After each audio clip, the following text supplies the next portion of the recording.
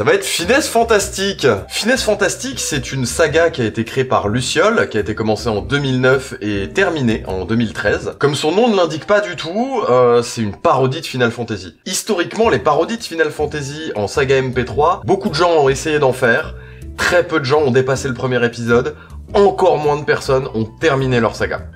Finesse Fantastique en fait partie. Et Finesse Fantastique parodie Final Fantasy IV. Ah, regarde la brume, elle prend la forme d'un... Je suis le rameau de la brume.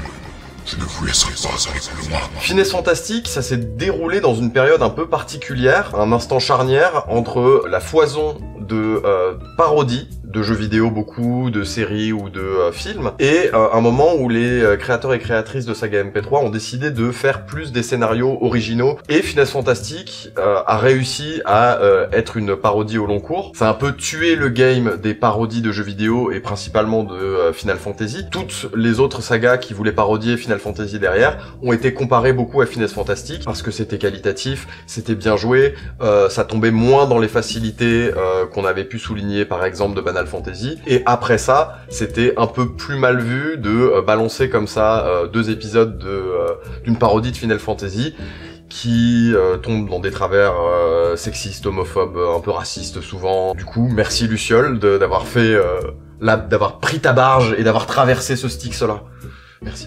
Finesse Fantastique raconte donc l'histoire de Cécile, qui est un chevalier noir du royaume de Ronron, qui est envoyé par son roi exécuter une mission avec son ami Ken, qui est un chevalier dragon go-muscu, hyper fit. Et très rapidement, dans son aventure, Cécile se rend compte que son roi, il lui demande de faire des trucs un peu bizarres et pas forcément très éthiques, et il commence à culpabiliser un peu sur son rôle dans les affaires du monde, dans les guerres menées par son roi, etc. Son Léon? Ça voudrait dire que ces gens sont des invoqueurs. Alors voilà pourquoi le roi voulait les faire disparaître.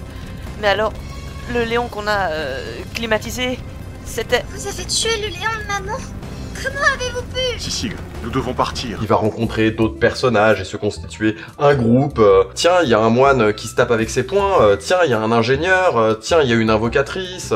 C'est un Final Fantasy. Il va affronter Golbooz, le grand méchant Golbooz, le général Golbooz dans son armure étincelante. Je vais pas en dire beaucoup plus sur l'histoire. Si vous avez joué à Final Fantasy IV, vous la connaissez à peu près. Si vous avez ni joué au jeu, ni écouté la saga, autant la découvrir parce que c'est une bonne saga, bien supportée par un bon jeu d'acteurs, par une très bonne mise en scène, par une écriture qui est, ma foi, assez drôle quand même si certains gags sont quand même bien marqués dans leur temps. Je pense à quelques blagues sur Justin Bieber qui ont un peu mal vieilli depuis, mais à l'époque, ça passait, à l'époque. Fait assez rare pour une saga MP3 de l'époque.